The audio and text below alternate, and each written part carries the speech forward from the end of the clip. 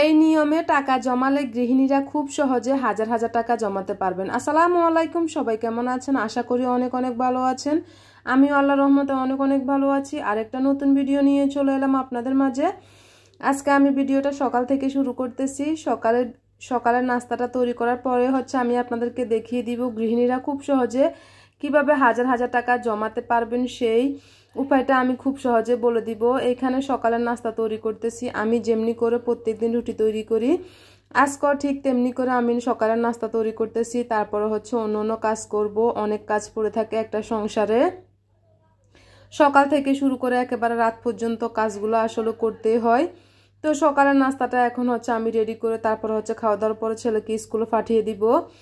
এখন আমি আপনাদেরকে দেখাবো কিভাবে এরকম হাজার হাজার টাকা জমাতে পারবেন খুব সহজে। শুধুমাত্র একটুখানি নিয়ম ফলো করবেন, তাহলে কিন্তু বুঝতে পারবেন খুব সহজে যে কোনো গৃহিণীরা অনেক টাকা জমাতে পারবেন ঘরে বসে।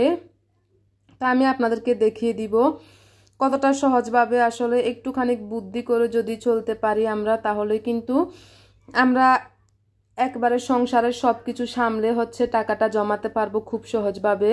আমি আপনাদেরকে একেবারে খুব সহজে দেখিয়ে দিব। এখানে আমি একটা জিনিস প্রথমে দেখাচ্ছি, মাসের প্রথমে সঞ্চয় করুন। যে কোনো একটা বেতন, যেমন একটা মাসের বেতন পেয়েছেন আপনি, সর্বপ্রথম আপনার কাজ এই বেতন থেকে আপনি টাকা জমাবেন, মানে সঞ্চয় করবেন। সঞ্চয়টা জমানো। কারো যাদের বেতন অনুযায়ী যেরকম, সে কেউ 500, কেউ 1000, একেবারে সর্বপ্রথমে এই টাকাটা আপনারা নিয়ে নিবেন। বেতন ফেলে সাথে সাথে বেতন থেকে সঞ্চয় করবেন আর কি।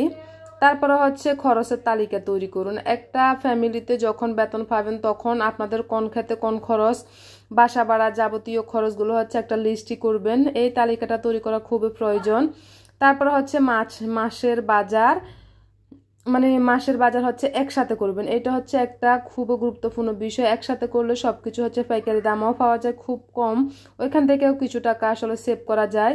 আর একটা বিষয় প্রতিদিন মাটির ব্যাংকে টাকা জমান।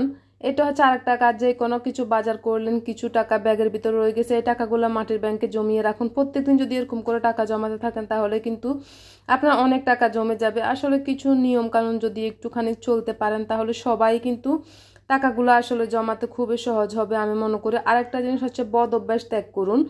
বদ অভ্যাস আসলে অনেক মেয়েদের যারা ফান খায়, মেয়ে মানুষ মহিলা যে হোক না কেন, কেউ ফান খায়, পুরুষ মানুষ কেউ সিগারেট খায়। আসলে এগুলো যদি একটুখানি বন্ধ করে, এগুলো বদ অভ্যাস। এই বদ অভ্যাসটা ত্যাগ করলেই কিন্তু আপনি ওইখান থেকেও কিছু টাকা সেভ করতে পারবেন। আরেকটা জিনিস এখানে সাধ্যের মধ্যে খরচ করুন। আমার বেতন এতটুকু, আমি সাধ্যের মধ্যেই কিন্তু খরচ করব।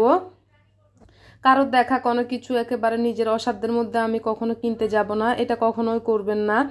এই জিনিসটা কিন্তু একটুখানি চেষ্টা করবেন।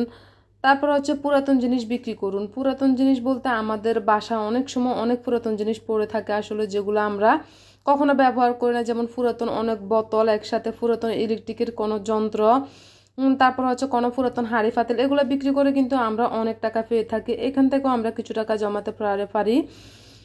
অপ্রয়োজনীয় পোশাক কেনাকাটা করবেন না। অপ্রয়োজনীয় পোশাক বলতে কারো দেখা কেউ এই পোশাকটা কিনলো, আমিও এই পোশাকটা কিনবো, আসলে এটা কিন্তু আমাদের প্রয়োজন বা প্রয়োজনের বাহিরে। এই জিনিসগুলো আমরা কখনো অপ্রয়োজনীয় পোশাকগুলো একেবারে কেনাকাটা করবেন না, এটা কিন্তু দেখবেন। তারপরে টাকা ধার করবেন না, কখনো টাকা ধার করবেন না। অনেক যতই কষ্ট হোক না কেন ফ্যামিলির মধ্যে নিজের টাকার মধ্যেই চলতে চেষ্টা করবেন। ধার করলে কিন্তু ওই টাকা দিতে অনেক কষ্ট হয়ে যায়, তখন কিন্তু ফ্যামিলিতে অনেক সমস্যার সৃষ্টি হয়। তারপরে আরেকটা জিনিস ব্র্যান্ডের জিনিস কেনাকাটা না করে ফুটপাত থেকে কেনাকাটা করেন। এতে করে অনেক টাকা সেভ করতে পারবেন। অনেক সময় ব্র্যান্ডের জিনিসগুলো আমরা কেনাকাটা করে অনেক টাকা নষ্ট করি। আসলে ফুটপাত থেকে কিন্তু অনেক জিনিস পাওয়া যায় অল্প দামে, তো সেগুলো আসলে কেনাকাটা করার জন্য অনেক অনেক চেষ্টা করবেন। আমি মনে করি অনেক উপকৃত হবেন এই জিনিসগুলো। ব্র্যান্ডের জিনিস কেনাকাটা না করে যদি ফুটপাত থেকে কিছু কেনাকাটা করুন তাহলে কিন্তু এখান থেকে অনেক অনেক টাকা সেভ করতে পারবেন। আশা করি কিন্তু আমি আজকে যে বিষয়গুলো বুঝিয়ে রেখেছি সেগুলো যদি একটুখানি মেনে চলতে পারেন তাহলে কিন্তু সকল গৃহিণীরা কিন্তু টাকা জমাতে পারবেন খুবই সহজভাবে। আমরা কিছু আসলে নিয়ম কানুন মানতে চাই না নিজের থেকে, এই জিনিসটা আমাদের অনেক অনেক ভুল। এই জিনিসগুলো যদি মেনে চলি তাহলে কিন্তু আমরা একটা ফ্যামিলিতে সংসারটা চালিয়ে সুন্দরভাবে কিন্তু হাজার হাজার টাকা খুব সহজে জমাতে পারি। তো আজকে বলে দিলাম আমি সেই বিষয়টা আপনাদেরকে। এরপরে হচ্ছে আমার সংসারের অনেক অনেক কাজ পড়ে থাকে, আসলে সেগুলো আপনার সাথে টুকিটাকি একটু শেয়ার করি আপনাদের সাথে। তো এই যে ক্যাবিনেটটা অনেকদিন হয়েছে আসলে ধুলাবালি পড়লো, তা আমি ভাবলাম একটুখানি মুছে নিই, পরিষ্কার করে নিই। কিছুদিন যাবত মোছা হয়নি, আমি একটু অসুস্থ ছিলাম, তো এখন একটুখানি পরিষ্কার করে নিচ্ছি। তারপরে দেখতে পাচ্ছেন পরিষ্কার পরিপাটি থাকলে সবারই কিন্তু মনটা ভালো থাকে। আমি সব সময় টেবিলের গ্লাসটা একটু মোছার চেষ্টা করি। তো এইখানে হচ্ছে আরেকটা জিনিস আপনাদেরকে দেখায়, দেখতেই পারছেন আমার একটা ড্রয়ারের ভিতর আমি কতগুলো ওষুধ রাখলাম। কিছুদিন যাবৎ ছেলেদেরও খুব অসুস্থতা ছিল, আমিও অসুস্থ আসলে অনেক বেশি ছিলাম, তো সব কিছু মিলেই হচ্ছে এলোমেলো হয়ে আছে। আজকে ভাবলাম সব কিছু একটু সুন্দর করে গোছগাছ করে রেডি করে রাখি, সব এলোমেলো, অনেক ওষুধ একসাথে হয়ে গেছে। তো এগুলো হচ্ছে আমি কিছু ওষুধ বক্সের ভিতর রাখি, যেগুলো আমার ট্যাবলেটগুলো ওগুলো বক্সের ভিতর রাখি। তারপরে ছেলেদের ওষুধগুলো হচ্ছে সুন্দর করে আমি এরকম একটা ড্রয়ারের ভিতরে রেখে দিই, তাহলে কিন্তু সব সময় গোছানো থাকে। একটু গোছাতে চেষ্টা করি, কিন্তু অসুস্থ থাকার কারণে কিন্তু পারিনি।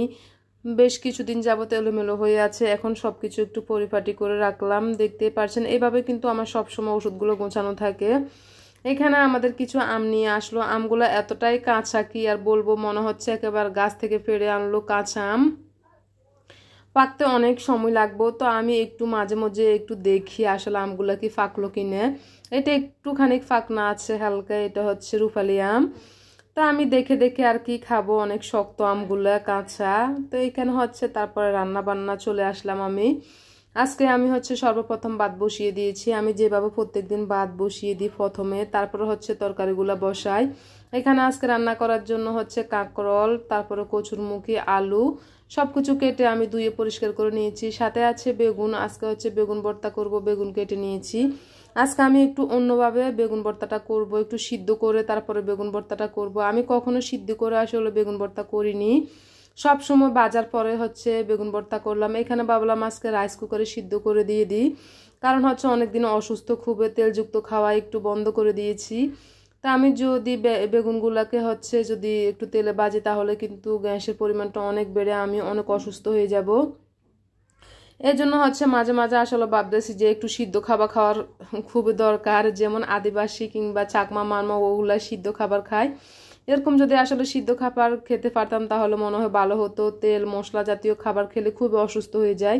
দেখতেই পাচ্ছেন একেবারে সিদ্ধ হয়ে গেছে বেগুনগুলো। তো 2টা শুকনো মরিচ নিয়েছি আমি, এখানে বেশি পরিমাণ নিয়ে নিই আমি, কিন্তু জালের পরিমাণ এখন থেকে খুবই কমিয়ে দিব, কারণ অনেক দিন যাবত অনেক অসুস্থ ছিলাম।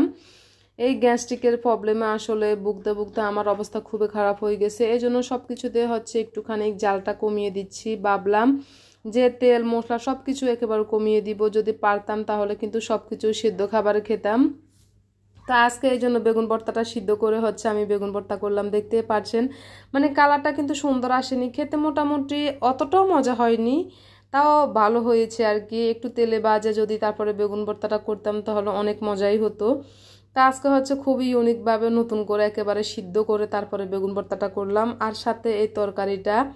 দেখতেই পাচ্ছেন মোটামুটি রান্নাবান্না শেষ করলাম, এই যে বেগুন ভর্তা। সবাই ভালো থাকবেন, আল্লাহ হাফেজ।